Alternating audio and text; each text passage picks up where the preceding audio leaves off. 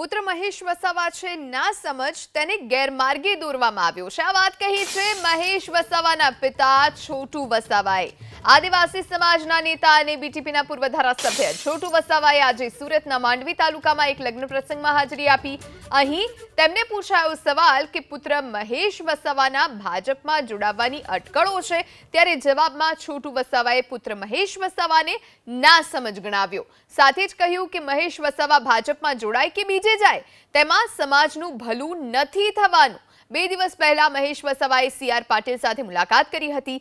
એવામાં સ્પષ્ટ મનાઈ રહ્યું છે કે મહેશ વસાવા ભાજપમાં જોડાશે।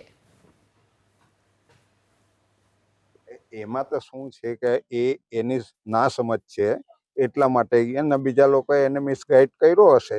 બાકી હું નથી માનતો કે આ ભાજપમાં જવાથી કે બીજામાં જવાથી આ સમાજનું કોઈ ભલું થાય। એટલે એ જે